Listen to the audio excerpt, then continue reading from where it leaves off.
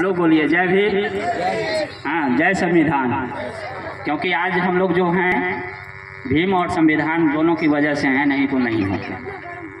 और एक और जगह मेरा आज नहीं आ पाएंगे और वक्तव्य देंगे, लेकिन राजकिशोर सर बोले कि जो नहीं आपको आना है और दूर दराज के लोग हैं। दूसरा है जो उधर जिधर आप जा रहे हैं उधर लोग जगे हुए हैं और यहाँ जो लोग हैं जगे हुए नहीं हैं, ये इनको जगा देना है। और इन्हीं बातों के लेकर के हुआ जो नहीं आप आएँ और अपनी बात को बताएं। आज देखिएगा संविधान दिवस है और संविधान दिवस में जो होता है यानी संविधान का आज के दिन जन्म हुआ था, इसीलिए हम लोग जो है संविधान दिवस मनाते हैं। अब प्रश्न ये है जो संविधान जो है वह लिखित दस्तावेज है और लिखित दस्तावेज जो है वो किताब है और किताब का जन्म नहीं होता है। अब फिर दुविधा वाली ये शब्द है जो संविधान दिवस है तो उसको जन्माया कैसे गया। तो संविधान जो बनता है वह एक संविधान निर्मात्री सभा द्वारा इसको बनाया गया। और संविधान बनाने की जो बातें हुई थी जब हम लोग गुलाम थे अंग्रेज के, उसके बाद हुआ था जो नहीं हम स्वतंत्र होंगे तो बातें पूरे दुनिया में चली थी जो स्वतंत्रता यूं ही नहीं देंगे, स्वतंत्रता देंगे तो आपके पास स्वतंत्रता को कैसे बचा के रखेंगे यह बता दीजिए और आपको हम स्वतंत्रता दे दें। तो 1922 में बातें चली थी जो नहीं भारतीयों का अपना एक संविधान होगा जो भारतीय द्वारा उठाया गया था। उसके बाद अगस्त 1942 में अंग्रेजों ने कहा कि ठीक है हम आपको स्वतंत्र करेंगे लेकिन एक संविधान बना लीजिए। फिर अगस्त प्रस्ताव आता है 1942 में। फिर उसके बाद जो है क्रिप्स योजना आता है। क्रिप्स योजना के तहत होता है जो नहीं आप संविधान को आप बनाइए। फिर उस समय बताया जा रहा है जो इसमें भारतीय नहीं है और क्रिप्स योजना कहता है कि जो आप लोग संविधान सभा का गठन कर लीजिए और द्वितीय विश्व युद्ध खत्म हो जाएगा उसके बाद आप संविधान बना लेंगे। तो फिर हम लोग कहते हैं कि नहीं हम संविधान पहले बना लेना चाहते हैं। फिर एक कैबिनेट मिशन के द्वारा हमारा संविधान बनाने की प्रक्रिया शुरू होती है और कैबिनेट मिशन आता है 3 सदस्यीय मंत्री और संविधान बनाने की बातें होती है जो नहीं आप संविधान बनाइए। और उसमें कैबिनेट मिशन के 3 सदस्यीय जो होती है उस समय हमारे भारत की जनसंख्या 40 करोड़ होती है और 40 करोड़ के लगभग में उसने 389 सदस्यों की बात करता है जो आप 389 सदस्य को आप चुनाव करेंगे और वो लोग मिल करके संविधान को बनाएंगे। फिर 389 सदस्य की बातें होती है वह यह घटना जो है वह 1946 की है जब तक कि हम स्वतंत्र नहीं होते हैं और 1946 में संविधान सभा का चुनाव होता है और संविधान बनाने की प्रक्रिया नवंबर 46 में प्रथम बैठक हो जाता है और प्रथम बैठक होता है उसमें संविधान निर्माण करने की प्रक्रियाएं चलने लगती है और संविधान हमारा 2 वर्ष 11 महीना 18 दिन में संविधान बन के तैयार हो जाता है। 26 नवंबर 1949 को संविधान बन करके तैयार हो जाता है और होता है क्या जो इसको लागू किया जाएगा 26 जनवरी 1950 को। अब प्रश्न होता है जो 26 नवंबर 1949 को संविधान बन गया होता है और 26 जनवरी 1950 को लागू क्यों होगा। तो 26 नवंबर 1949 को 26 जनवरी 1950 में होता है जो एक और घटना घटी हुई होती है। 26 जनवरी को हम लोग स्वतंत्रता दिवस 1930 के आसपास से मनाने लगते हैं और इसी 1930 वाला जो घटना है 26 जनवरी उसको यादगार के लिए हम लोग 26 जनवरी 1950 को संविधान को लागू करते हैं। लेकिन 26 नवंबर 1949 को संविधान लिखा जाता है और संविधान के 4 प्रावधान और 16 अनुच्छेद जो है उसी दिन लागू हो जाता है। इसीलिए जब आप लोग कहीं पढ़ेंगे तो ये देखेंगे जो लिखा जाता है 26 जनवरी 1950 को संविधान पूर्णतः लागू हुआ। इसका मतलब है जो अंश तक कभी लागू हुआ होगा इसलिए पूर्णतः लागू 26 जनवरी 1950 को होता है और हमारे बच्चे सभी बताते हैं उसको किताब के माध्यम से हम लोग बात करते हैं। तो इसीलिए 26 नवंबर 1949 को हमारा संविधान बन जाता है और अंशतः लागू होता है। उसी दिन भारत के संविधान का जन्म हो जाता है। इसीलिए आज के 26 नवंबर के दिन हम संविधान दिवस के रूप में मनाते हैं। लेकिन इससे पहले यह विधि दिवस के रूप में मनाया जाता था, लेकिन बाबा साहब का जन्म 125वें जन्म दिवस के रूप में भारत सरकार ने इसको किया जो नहीं हम बाबा साहब के सम्मान में इसको संविधान दिवस के रूप में मनाएंगे। तो 125वें जन्म दिवस के रूप में इनको सम्मान में विशेष सत्र, संसद का सत्र बुलाया जाता है और इस डेट को यानी 26 नवंबर को संविधान दिवस के रूप में इसको मनाया जाता है। भारत सरकार के इसमें दो चीज़ें होती है। एक होता है जो डॉक्टर अंबेडकर को हम सम्मान दे रहे हैं इसलिए संविधान दिवस मना रहे हैं। दूसरा ये होता है जो संविधान का मूल्यों को जन जन तक पहुंचाने के लिए। और आज के डेट में देखिएगा जो यह ऑफिशियल बना दिया गया है, जितने भी सरकारी संस्थान हैं सभी को ये ऑर्डर दिया गया है जो आप संविधान दिवस मनाएंगे और संविधान की जो मूल्य तत्व है उसको आप बताएंगे। और इसी के संदर्भ में आज हम लोग जो यहाँ इकट्ठा हुए हैं इसी वही संविधान का मूल्य को समझने के लिए। और संविधान जो बना उसमें 395 अनुच्छेद है, हर एक अनुच्छेद पर बात किया जा सकता है और एक लंबी चर्चा हो सकती है, कई दिनों तक बात हो सकती है। लेकिन संविधान का आज के दिन में जो है प्रस्तावना, ऊपर वाला जो एक प्रस्तावना है जो कि आपको यहाँ छपा हुआ है वही हम भारत के लोग वाला।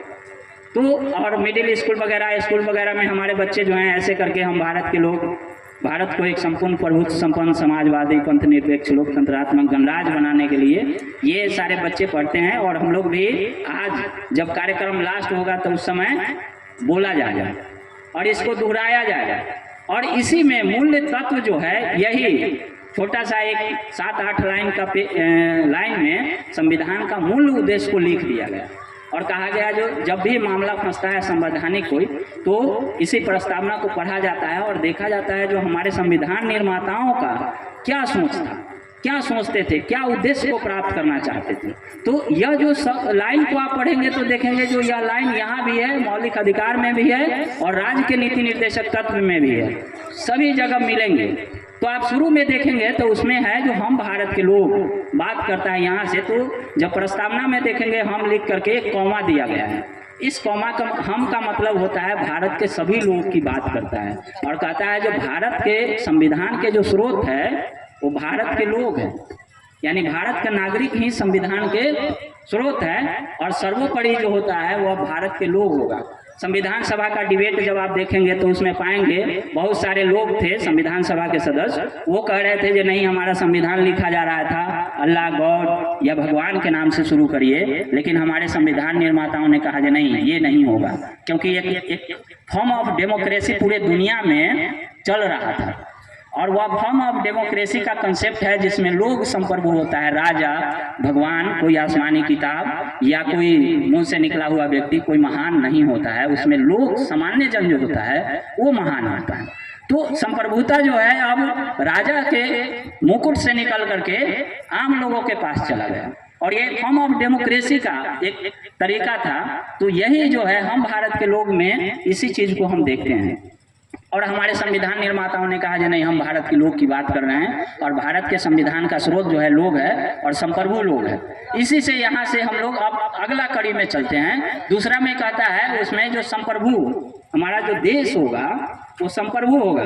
संप्रभु का मतलब है जो हमारा देश किसी का गुलाम नहीं होगा। जब हम स्वतंत्र हो गए तो संप्रभु का मतलब होता है वो अंदर से और बाहर से वो स्वतंत्र होता है, वह किसी के अंदर में दबाव में नहीं रहता है, नहीं अंदर से और नहीं बाहर से। और एक चीज़ और इसी संदर्भ में हम बता देना चाहते हैं जो संविधान का मतलब जो होता है किसी भी देश का संविधान वह उस देश का सबसे सर्वोच्च विधि होता है, उससे ऊपर कुछ भी नहीं होता है। अल्लाह, गॉड, भगवान, कोई किताब कोई नहीं होता है। सबसे ऊपर जो चीज़ें होती है वह संविधान होती है। संविधान के अंदर है तो देखिएगा अगर मंदिर मस्जिद का भी झंझट फंसता है भगवान और अल्लाह का तो वह संविधान डिसीजन देता है, वो किताब उताब डिसीजन नहीं देता है। तो इसीलिए किसी भी देश में जो ये चीज़ें होती है संविधान सर्वोच्च होती है। तो संविधान के जो संप्रभुता की बात करते हैं उसमें बात करता है धर्मनिरपेक्षता की। अब धर्मनिरपेक्षता का मतलब होता है जो हमारा भारत का कोई धर्म नहीं होता है, भारत सरकार का कोई धर्म नहीं होगा, सभी धर्मों के साथ जो है समान व्यवहार करेगा, किसी को उठाएगा नहीं और किसी को नीच भी नहीं दिखाएगा। लेकिन आज की फिलहाल परिस्थिति एक अलग है, फिर इस पर बात करेंगे आप। लोकतंत्र का मतलब हमने पहले ही बोला जो लोगों की भागीदारी की बात करता है और अब्राहम लिंकन ने एक परिभाषा दिया, उसने कहा जो जनता का जनता के लिए और जनता के द्वारा जो शासन चलाए जाते हैं वो लोकतंत्र होते हैं। लोकतंत्र का मतलब होता है सबकी भागीदारी।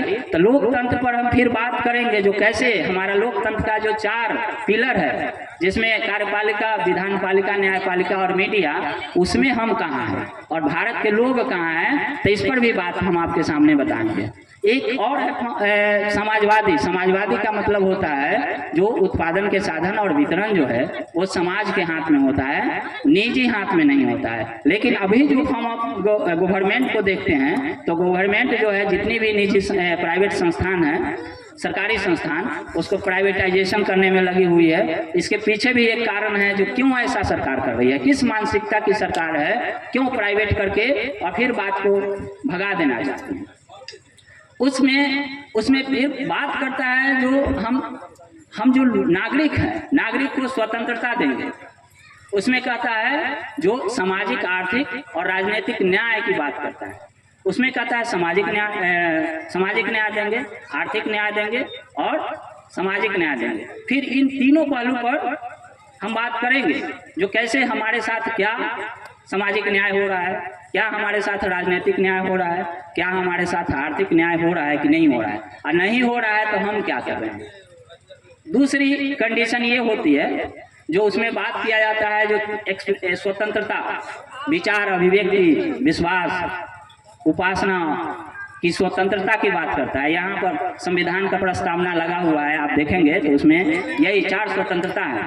उसमें विश्वास, विचार, अभिव्यक्ति, विश्वास, धर्म और उपासना की स्वतंत्रता। इसमें बात कहता है जो आपके मन में है, जो विचार है उसको आप अभिव्यक्त कर सकते हैं। और यह चीज़ जो देखते हैं भारतीय संविधान के मौलिक अधिकार में भी अनुच्छेद 19 से लेकर के 22 तक दिया गया है, जो आप अपने विचार को कैसे व्यक्त कर सकते हैं। अनुच्छेद 19 के क में ही हम लोगों को प्रेस की भी आज़ादी मिलती है और यह बातें वहाँ पर उल्लेखित होती है। फिर धर्म की स्वतंत्रता की बात किया जाता है तो अनुच्छेद 25 में देखेंगे जो कैसे धार्मिक स्वतंत्रता का अधिकार हम लोगों को मिला है, जो कि संविधान की किताब में है। हमारे वास्तविक जीवन में है या नहीं है, इस पर फिर विचार विमर्श करेंगे। अब एक आता है प्रतिष्ठा और अवसर की समानता, जो कि हमारे लिए ही, जब खास करके अनुसूचित जाति और जनजाति के लोग हैं, ये अगर ये चीज़ को समझ लें तो ये उनके लिए शायद लिखा गया है, प्रतिष्ठा और अवसर की समानता। क्योंकि समाज में अगर सबसे ज़्यादा प्रतिष्ठा का अगर किसी का हनन हुआ, इतिहास जो हमारा बताता है, उसमें जो हाशिए की स्थिति पर जो लोग थे उन्हीं के साथ हुआ। और इसके लिए संविधान में व्यवस्था किया गया है। अनुच्छेद 17 जब देखेंगे तो उसमें कहता है जो छुआछूत का अंत होगा, ये मौलिक अधिकार है। समानता का अधिकार में जब देखेंगे, समानता का अधिकार आपको अनुच्छेद 16 से लेकर के 18 तक है। उसमें अनुच्छेद 17 जो है, अनुच्छेद 17 कहता है जो छुआछूत का अंत होगा, आदमी किसी के साथ कोई छुआछूत नहीं करेगा। भारत सरकार 1955 में एक कानून बनाई, छुआछूत अपराध अधिनियम। इससे भी सक्सेस नहीं हुआ तो फिर इस कानून को बदला 1976 में। और एक कानून जो है सबसे ज़्यादा विवादित होता है और ख़ास करके देखिएगा जो सुप्रीम कोर्ट भी इस पर रुख जो है गलत रुख अपनाता है। हालांकि कहा जाता है जो सुप्रीम कोर्ट पर नहीं बोलिए, लेकिन हमारा अधिकार है, हम बोलते हैं और हम पर मोहर लगी हुई है, जो आप किसी को भी, सरकार को भी लपेट सकते हैं और सुप्रीम कोर्ट को भी लपेट सकते हैं। इसलिए हम इस हैसियत से बात को रखते हैं। तो ये जो चीज़ें हैं, छुआछूत अपराध अधिनियम 1955 के बाद 1986 में एक कानून आता है, भारतीय संसद ने उसको पारित करता है, जिसको अनुसूचित जाति अनुसूचित जनजाति अत्याचार निवारण अधिनियम, जिसको अनुसूचित जाति जनजाति SC/ST एक्ट के रूप से भी मानते हैं। हालांकि एक शब्द जो है वह अब गैर कानूनी है, उसको नहीं, गैर संवैधानिक है, उसको नहीं बोला जाता है। कभी कभी आप सुनेंगे हरिजन एक्ट। तो यह जो है अनुच्छेद 17 को, यानी समाज में समानता लाने के लिए इस चीज़ को लाया गया। और अनुच्छेद 17 में पहले ही 1950 में ही लिख दिया गया जो नहीं, छुआछूत का अंत हो जाएगा। और इस छुआछूत का अंत करने के लिए सरकार ने 1955 में कानून बनाती है, 1976 में कानून बनाती है, उससे भी सक्सेस नहीं होता है। तब 1989 में कानून भारतीय संसद लाती है, जो अनुसूचित जाति जनजाति अत्याचार अधिनियम। ये आता है, जिसको शॉर्ट फॉर्म में हम लोग SC/ST आयोग कहते हैं। यह चीज़ को सुन करके बहुत सारे लोगों के मन में, और इवन न्यायपालिका भी जो है एक अलग डिसीजन देती है। और देखिएगा 2018 में उनके एक गलत डिसीजन के कारण जो 2 अप्रैल 2018 को जो है पूरे भारत बंद हो जाता है, और फिर भारत सरकार जो है इसको पुनः अपने फॉर्म में आता है। तो इसको लाने का तरीका ये है जो नहीं, समाज में हम समानता लाएंगे, इसलिए सरकार लाई है। ये नहीं है जो कोई संस्था ले आई है। सरकार कही जो नहीं, हम अपने भारत में समानता स्थापित करेंगे, और यह समानता जो है मूल अधिकार में दिया गया है, इसलिए लाना चाह रही है संविधान के तहत। और उसके अवसर की समानता में सबसे बड़ी कंफ्यूजन होता है जो हमारे भारतीय संविधान में रिजर्वेशन जिसको कहते हैं, उसमें बात करता है अवसर की समानता, जो कि अनुच्छेद 16, अनुच्छेद 15 में उल्लेखित है। और 330 के तहत जो हमारे विधायक बनते हैं, फिर सांसद बनते हैं, तो उस अनुच्छेद के तहत इस चीज़ को बनाया गया जो नहीं, ये लोग रिजर्व होंगे। और सरकारी सर्विस में जो है अनुच्छेद 16 के तहत उसको रिजर्व किया गया। और यह लाने का तरीका था समानता का अधिकार, इसको कहते हैं सकारात्मक विभेदीकरण। यानी यह समानता का अधिकार में है, लेकिन यह सकारात्मक विभेदीकरण है, सकारात्मक विभेद है। इसीलिए अनुच्छेद 16 जब आप पढ़ेंगे तो पाएंगे कि इसी में ये रिजर्वेशन की व्यवस्था की गई है। और 15 में स्कूल कॉलेजों में पढ़ने की रिजर्वेशन है। 16 में जो है अनुच्छेद 16 वो बात करता है नौकरी में रिजर्वेशन की। और एक और अनुच्छेद 12 बाद में हम बात करेंगे, इस पर बात करेंगे जो कैसे प्राइवेट संस्थान में वो किस तरीके से वो निकल रहा है, कह रहा है कि नहीं हम सरकारी संस्थान में आपको देंगे, प्राइवेट संस्थान में आपको नहीं देंगे। लेकिन यह भी एक बहुत ही चाल के तहत जिस चीज़ को हम लोगों को समझना होगा और हम लोगों की अपनी बात को रखनी होगी जो नहीं, प्राइवेट संस्थान जिसको कह रहे हो प्राइवेट नहीं है। अब एक सिंपल सा सोच लीजिए ना, रेलवे लाइन हमारा, डिब्बा भी हमारा, इंजन भी हमारा, ड्राइवर भी हमारा, सिर्फ चलाने के लिए दूसरे को दे दिए तो हो गया प्राइवेट। यह है ना हास्यास्पद, सुनने में गजब। ये इस गणित को आप समझेंगे तो समझ में आएगा जो ये क्या कह रहा है।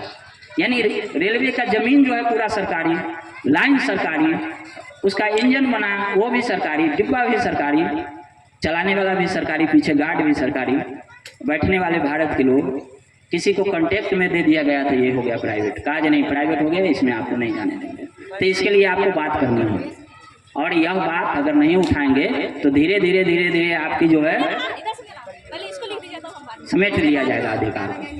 और सिर्फ हम लोगों के अभी सुप्रीम कोर्ट में आज के दिन में बाबा साहब का मूर्ति लगा है सुप्रीम कोर्ट में, वो कहता है कि नहीं इसको आप पूजा करिए, इनको पूजा करिए, आप अधिकार मत मांगो। हम लोगों को अक्सर सरकार यही कहती है जो देखिए ये आपके यहाँ जो हम मूर्ति लगवा दिए ना, इसमें फूल उल चढ़ा लीजिए, प्रणाम उनाम कर लीजिए, जाइए। लेकिन इस जब देखिएगा बाबा साहब का तो एक किताब ऐसे पढ़ के, तो ये वाली जो कांख में किताब है ना, और जेबी में उनका कलम है, उनको निकाल के कहिए जो नहीं कांख में जो किताब में बाबा साहब लिखे हैं ना वो वाला उघाड़ने दो, और उसमें से जो अधिकार दिया गया ना वो हमको दो। प्रतीक भी रहना, यानी अम्बेडकर को भजिए भी और पढ़िए भी, ये हमारे लिए चैलेंज हो जाता है। यानी पढ़ना भी है, अब गीत गाइए, पूरे गाइए, भजन खूब गाइए अम्बेडकर पर, लेकिन अम्बेडकर को पढ़िए। नहीं पढ़िएगा, खाली भजते रहिएगा, तो भजन गाते रहिएगा, अधिकार समाप्त हो जाएगा। तो पढ़ना भी होगा और चीज़ों को समझना भी होगा। उसमें फिर जो आगे बात करता है, जो यह संविधान जो है आज 26 नवंबर 1949 को इस संविधान को अंगीकृत, अधिनियमित और आत्मर्पित करते हैं। इसमें 3 शब्द हैं। तो ये कहता है जो संविधान जो है 26 नवंबर 1949 को, ये प्रस्तावना में यह चीज़ लिखा हुआ है आपके सामने है, वो कहता है 26 नवंबर 1949 को इस संविधान को अंगीकृत, अधिनियमित और आत्मर्पित करते हैं, जिसमें 3 शब्द है। संविधान का जन्म हो गया 26 नवंबर 1949 को, ये तिथि इसमें लिखा गया है। दूसरा कहा गया जो इस संविधान को अंगीकृत करते हैं, यानी हम इस संविधान को एडॉप्ट करते हैं, हम अपनाते हैं। अंगीकृत का मतलब है जो ऐसे हम लगा लिए, ये इस संविधान को अब जो है अंगीकृत करते हैं। अधिनियमित का मतलब होता है जो संविधान अब लागू होगा, और आत्मर्पित करने का मतलब होता है जो हम संविधान के प्रति आत्मसमर्पित करते हैं, जैसे संविधान कहेगा वैसा ही हम चलेंगे। तो इसमें 3 जो ये शब्द है, अंगीकृत, अधिनियमित और आत्मर्पित करते हैं, तो इस चीज़ को उसी समय 1949 में ही हम लोगों ने एक्सेप्ट कर लिया, जो अब भारत का देश जो चलेगा, हमारा जो संविधान जो चलेगा, वह किसी आसमानी किताब से नहीं चलेगा। और मनुस्मृति को देखिएगा, जो बाबा साहब संविधान लिखते समय में उसको जला देते हैं, कहते हैं जो अब तुम्हारा जरूरत नहीं है। अब हम जो लिखे हैं, यानी संविधान सभा जो मिल करके लिखी है, अब इससे समाज और देश चलेगा। और इसीलिए इस चीज़ को उसी दिन हम लोग एक्सेप्ट करते हैं और भारत की जनता जो है इसको एक्सेप्ट कर लेती है।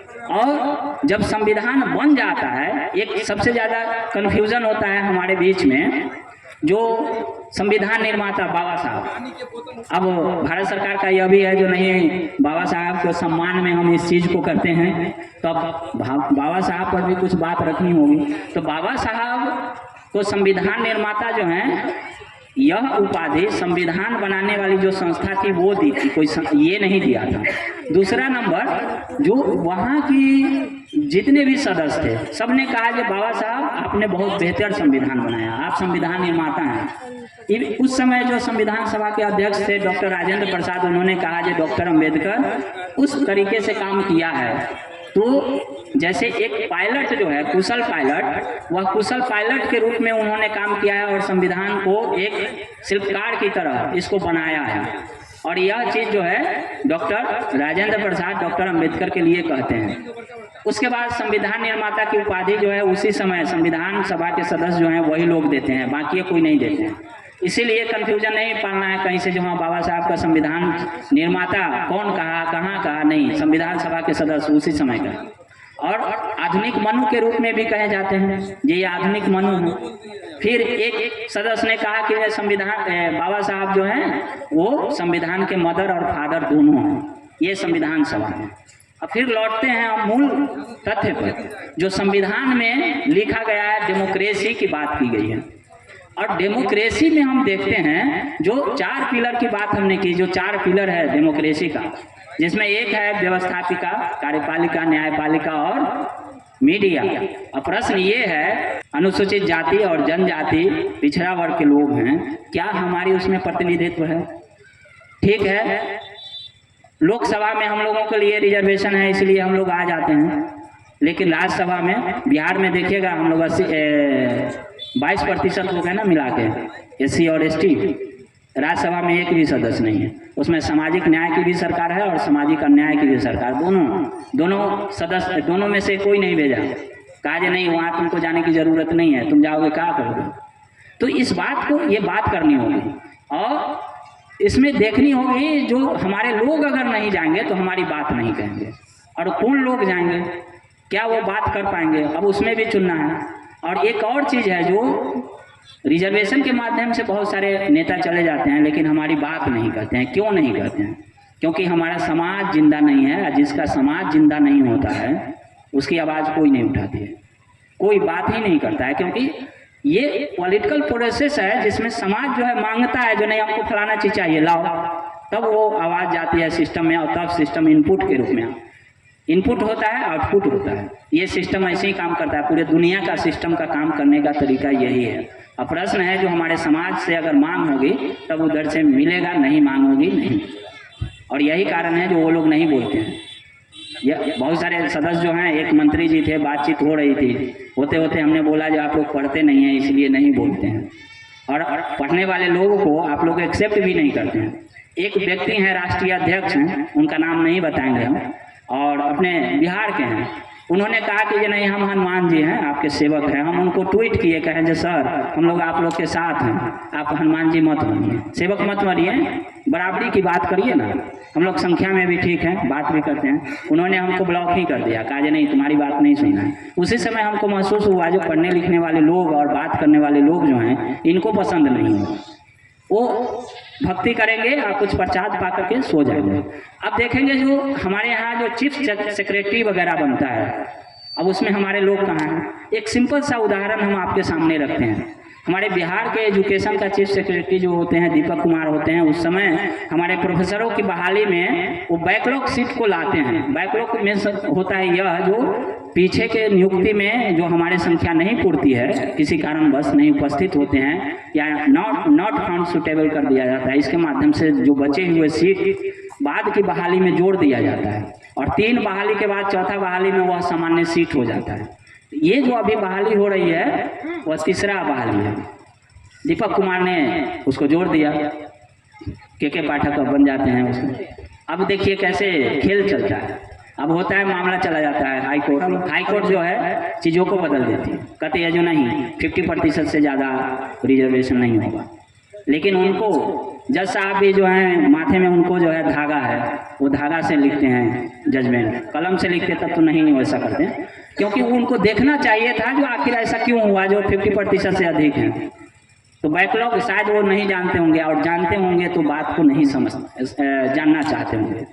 तो ये चीज़ें जो है देखिएगा, एक व्यक्ति को बदल जाने से कितना, और जो सीट 124 थी वो खसक करके आ गई 140। 124 जो था, जो प्रोफेसर बनता वह 140 में आ गया। यह एक व्यक्ति के कारण हो जाता है, और वो निर्णय ले लेता है। फिर सुप्रीम कोर्ट में कल भी रात में हम लोगों को 9:30 बजे तक मीटिंग थी, उसमें ऑनलाइन हम लोग बात कर रहे थे कि नहीं इस मामला को फिर हाई कोर्ट में ले जाओ, नहीं होगा सुप्रीम कोर्ट ले जाओ, लेकिन लड़ो। एक प्रोफेसर बन जाता है, इसका मतलब ये हैसियत हो जाती है जो किसी को भी खड़े होकर के आंसर दे सकता है, कह सकता है।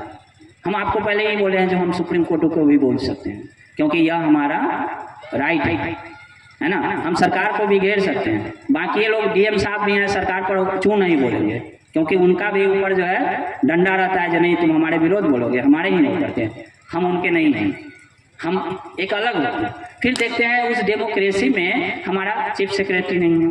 उसके बाद जब आप देखेंगे न्यायपालिका में हम लोग नगण्य हैं। न्यायपालिका का भी एक अलग लीला है। इसको कहा दिल्ली यूनिवर्सिटी के एक प्रोफेसर है, वो कहते हैं जन्म लीला। ये लीला है। लीला देखिएगा, अनुच्छेद 124 जब उलटिएगा तो अनुच्छेद 124 में कहता है जो न्यायपालिका का नियुक्ति करने के लिए एक राष्ट्रीय न्यायिक आयोग होगा। लेकिन 1990 के बाद सुप्रीम कोर्ट ने एक जजमेंट लाता है और वह कॉलेजियम सिस्टम ले आता है न्याय कर। वो उसमें एक डिसीजन दे दिया, कहा नहीं तो हम ऐसे न्याय नहीं करेंगे। और यह हो गया तो अपने चचा अभी जो हैं चीफ जस्टिस, उनके फादर थे चीफ जस्टिस, बना दिया। किन्हीं का भतीजा चीफ जस्टिस बनेंगे, किन्हीं का जो है गर्लफ्रेंड अब चीफ जस्टिस बनेंगे। तो ये कंडीशन बना लिया जो उसमें जो डेमोक्रेसी है, डेमोक्रेसी का मतलब जो सबका हिस्सेदारी था वो खत्म कर दिए। और लोकतंत्र का आप सबसे मजबूत पिलर है। और एक चीज और है न्यायपालिका में, न्यायपालिका जो है वह संविधान के संरक्षक है, उसको लिख दिया गया। लेकिन एक और हमारे संविधान पर क्वेश्चन उठता है, जो हमारा संविधान सब दुनिया का सबसे बड़ा है और वास्तव में सबसे बड़ा संविधान है। अगर बाबा साहब इस चीज को अनुच्छेद वाइज क्लियर नहीं किए होते तो ये लोग तो समेट के कहूँ अलग रख दिए होते, क्योंकि हर एक अनुच्छेद को उन्होंने लिखा। तब ये हाल है सुप्रीम कोर्ट का। उनको कहा, जब वो कहे जो नहीं जज पर विश्वास किया जा सकता है, लेकिन बाबा साहब समझ गए थे जो नहीं जज पर विश्वास किया जा सकता है। और एक और कंडीशन उन्होंने कहा था, जो यहाँ का जो न्याय प्रणाली है वो करप्ट नहीं है। करप्ट रहता तो कोई खरीद लेता। अब हम लोगों की इतनी हैसियत है, हम जज को खरीद लेंगे, लेकिन वह जज करप्ट ही नहीं है, जातिवादी भी है। और जो जातिवादी, जिसके माइंड में वायरस जाति का है ना, वो हमारे पक्ष में फैसला दे ही नहीं सकता है। तो इसीलिए उन्होंने कहा लिख करके गया। जब इन लोगों ने इसको साफ पलटी मार दिया, कहा नहीं हम कॉलेजियम सिस्टम से हम अपने को बहाल करेंगे। और कॉलेजियम सिस्टम का ये हाल है जो सारे जगह हाई कोर्ट और सुप्रीम कोर्ट में एक ही जाति का गुट बना लिए, एक जाति का गुट जैसा दिखा है। दूसरा पिलर जब देखिएगा, चौथा पिलर कहता है मीडिया। मीडिया में आप रिपोर्टर भी नहीं है। अब देखिएगा, जब आप न्याय नहीं, अपनी न्याय को नहीं बचा सकते हैं और अपनी बात को वहां नहीं पहुंचा सकते हैं, जिसका माध्यम मीडिया है, तो आपकी बात कौन करेगा। एक रिपोर्ट, जब हम पीएचडी कर रहे थे तो उसी समय एक रिपोर्ट पर हम काम कर रहे थे, तो देखे जो संसद में जो हम लोगों का यानी अनुसूचित जाति और जनजाति का जो रिपोर्ट जाती है, वो महीना में तीन को गया और एक छोटा सा कटीन में गया, एक हल्का सा कहीं एक कोने में थोड़ा सा कट। अब बताइए, इतनी बड़ा जनसंख्या भारत में, इतनी बड़ी जनसंख्या है, उसमें 3 ही को न्यूज बना उनके लिए, और वो भी एक कोना में है। अब ये चीज है, उसमें एक दिन में 16 पत्रिकाएं और समाचार पत्र आ रहे हैं, उसका ये कंडीशन है। जब हमारी बात वहां नहीं पहुंचेगी तो फिर बात कैसे होगी। तो मीडिया का ये हाल है। अब प्रश्न है जो अब मीडिया को आप खड़ा करिएगा, या और वैकल्पिक है सोशल मीडिया का यूज करिएगा, कुछ तो करना होगा। नहीं तो सड़क पर उतरनी होगी, बात करनी होगी जो नहीं मेरा अधिकार है। तो डेमोक्रेसी का ये हाल है, नहीं हम कार्यपालिका में हैं, नहीं विधान पालिका में हैं, न्यायपालिका में भी नहीं है और मीडिया में भी नहीं है। और संयोग ये ठीक है जो हमारे सामने एक विधायक जी भी हैं, ये जानते होंगे जब उसमें कमेटी जो बनती है, निर्णय लेने वाली कमेटी, उसमें कितने SC ST होते हैं, क्या उनको मेंबर को रखा जाता है जहां निर्णय लिया जाता है, तो क्या उनको बोलने का पूरा अधिकार दिया जाता है क्या? ये बताएंगे अपनी बात, क्योंकि ये अंदर में गए हैं, हम तो गए नहीं हैं जहाँ उस अनुभव को हम बताएंगे। तो यह भी एक समस्या है। उसके बाद आता है समाजवाद। उसके बाद आता है समाजवाद। समाजवाद का मतलब होता है उत्पादन के साधन और वितरण सरकार के नियंत्रण में होगा, लेकिन आज की जो सरकार है वो निजीकरण धड़ल्ले से कर रही है। और उसका एक ही कारण है, जो यह वर्ग बन रहा है आज, जो व्हाइट कॉलर एक शब्द है, व्हाइट कॉलर की संख्या इसमें जो बढ़ रही है, व्हाइट कॉलर की जो संख्या बढ़ रही है, इसको आपको घटा देना है। और घटाने का कारण यही है। और 1900 अनुच्छेद 12 जब हम लोग देखते हैं तो 12 में यही कहता है जो राज्य क्या है, तो कहता है जो निजी संस्थान भी राज्य है, और उसमें भी हमारा हिस्सेदारी होनी चाहिए। रह गया संवैधानिक व्याख्या, जब हम लोग करना सीख जाएंगे तब हम अपनी अधिकार को मांग करेंगे। और अनुच्छेद 46 में राज्य के नीति निर्देशक तत्व में ये बताया गया, जो अनुसूचित जाति और जनजाति के जो लोग हैं उनको सामाजिक और आर्थिक व्यवस्था ठीक करिए, शैक्षणिक व्यवस्था ठीक करिए। इनको अगर शोषण हो रहा है तो इनको बचाए रखिए, सांस्कृतिक अधिकार दीजिए। अब सांस्कृतिक अधिकार पर जब हम बात करते हैं तो सांस्कृतिक अधिकार का मतलब होता है हमारा मंदिर भी। अनुच्छेद 25 में कहा गया है जो मंदिर जो है हिंदू को जितने भी छोटा और बड़ा है सभी समुदाय के लिए मंदिर आप खोलिए, तब आप मंदिर मत जाइए। अब मंदिर में कहिए ये हमारा सामाजिक सांस्कृतिक विरासत है, इसमें हमको हिस्सेदारी दो। और जितनी भी संपदा है उसमें हमको हिस्सेदारी चाहिए। और हमारा जो हिस्सेदारी होता है अनुसूचित जाति और जनजाति को, उसके जनसंख्या के आधार पर होता है। जितनी जनसंख्या है उतनी होती है। तो देखिएगा जो बिहार में अभी जो चला तो कहा नहीं 19.कुछ% है, यानी 20% इनको रिजर्वेशन दिया जाएगा। और अनुसूचित जनजाति को 1.5 से ज़्यादा है तो इसलिए इनको दिया जाएगा 2%। क्योंकि हमारा जो रिजर्वेशन की प्रावधान किया गया जितने हमारा जनसंख्या है उसी के आधार पर। अब एक बात और हम लोग करेंगे, जब हमारी जनसंख्या 22% है तो हमारा बजट जो बनता है ना, उस बजट में हमारी 22% पहले निकाल के दो। हम क्या करेंगे, क्योंकि अगर आप कॉन्शस नहीं रहेंगे तो हमारी सामाजिक न्याय की सरकार भी हमारे स्कॉलरशिप का पैसा जो है डाइवर्ट कर देगी। की है, इससे पहले की है, ऐसा नहीं है जो ये हमारे हित में काम कर दिया, ये भी की है। तो ये करने का कारण है जो हम जागरूक नहीं रहे, हम चीज़ों को नहीं समझ रहे हैं। अब प्रश्न ये है जो हम बाबा साहब को पेंशन हम लोग खा रहे हैं, बाबा साहब जो कमा के गए हैं वही जो बचा हुआ पेंशन है खा रहे हैं। हम अपने तरीके से कुछ किए नहीं हैं, हम संघर्ष भी नहीं करते हैं, हम बात भी नहीं करते हैं, हम पढ़ते भी नहीं हैं। हम अपनी बात को कैसे इंटरप्रेट आर्गूमेंट करें, क्योंकि देखिएगा अंग्रेज के समय में भी बाबा साहब अकेले जो है आर्गूमेंट करते हैं अंग्रेज को और कहते हैं जो मेरा ये अधिकार है दो। और अंग्रेज से भी लड़ते हैं, यहाँ भी लड़ते हैं। और जानते हैं एक चीज़ और, उस समय बाबा साहब कहते हैं जैसे सुनो हमारा अधिकार नहीं दोगे ना, हम डायरेक्ट एक्शन में आएंगे। डायरेक्ट एक्शन का मतलब हम भी तलवार घींच करके तुमसे सामना सामने लड़ेंगे। और आज हमारी जनसंख्या इतनी है, हम लोग पढ़े हुए हैं, व्हाइट कॉलर की संख्या भी अधिक है, मिडिल क्लास भी है, बहुत अच्छा मिडिल क्लास भी बना है, लेकिन उसके रीढ़ में इतनी उपा नहीं है जो नहीं तुम दोगे तो फिर तुमको समझा देंगे। और एक और चीज़ है, बाबा साहब BBC पर ये इंटरव्यू है, कहें जो अगर भारतीय संविधान सही से यहाँ के लोगों एक्सपेरिमेंट नहीं करेंगे तो समाज इस डेमोक्रेसी को उखाड़ के बिक देगी। उखाड़ के बिकने का मतलब क्या होता है, जो ठीक कर देगी। तो ये दोनों के लिए संविधान जो है इसके पक्ष वाले के लिए भी उतना ही जरूरी है, उतना ही विपक्ष वाले की भी जरूरी है। और दोनों को इस चीज़ को बचाए रखने की ज़रूरत है। और देखा जा रहा है जो समय की कमी है, हमको भी जाना है, नहीं तो बहुत सारी बातें जो है संविधान से संबंधित हम बात आपके सामने रखते हैं। और एक चीज़ कह करके हम जाना चाह रहे हैं, क्योंकि हम लोग बाबा साहब हमारे पुरखे हैं, और बाबा साहब जब पढ़ रहे थे, खास करके हमारे छोटे बच्चे हैं और हमारे जो साथी लोग हैं, वह अपने जीवन काल में 35,000 किताब पढ़े थे। उनका व्यक्तिगत लाइब्रेरी जो था वह 35,000 किताबें थी। अब अगर उतना नहीं पढ़े होते, यही कारण है जो बाबा साहब को अमेरिका माना। अमेरिका जो है अभी दुनिया का सबसे पावरफुल कंट्री है। अगर एक बार वो डांट देगा ना तो विश्व के कोई भी कंट्री उसके सामने ची नहीं बोलेगा। उसके यहाँ ये सिंबल ऑफ नॉलेज है। और एक और है समानता का जो प्रतीक है वो बाबा साहब का प्रतीक, ये सितंबर वगैरह में एक स्टैचू लगाया हुआ, एक लिबर्टी था, बाबा साहब के स्टैचू जो है वो समानता का, इक्वलिटी का प्रतीक है। और सुप्रीम कोर्ट में हमने बताया नहीं, सुप्रीम कोर्ट अब एक्सेप्ट किया है जो नहीं, बाबा साहब का मूर्ति होना चाहिए।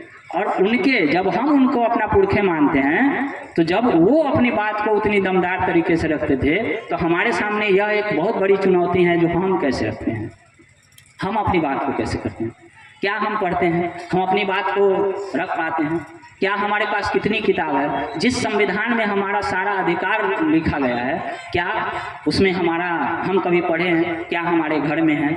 एक बार भी ले करके उलट करके देख लिए होते तो हमारी ये स्थिति नहीं, स्थिति कुछ बदल गई होती, और हम कह रहे होते भारत सरकार से लेकर के बिहार सरकार को जो नहीं, मेरा ये अधिकार है, ये अधिकार हमें दो। हेलो, इस चीज़ और इन्हीं शब्दों के साथ मैं अपने शब्द को विराम देता हूँ। जय हिंद, जय भारत, जय संविधान, जय हिंद।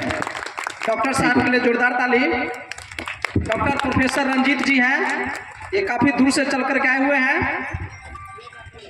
जितने अच्छे से समझाने का कोशिश किए, संवैधानिक कार्यक्रम, संवैधानिक हक, एक काबिल तारीफ है। प्रोफेसर साहब के लिए जोरदार ताली हो जाए।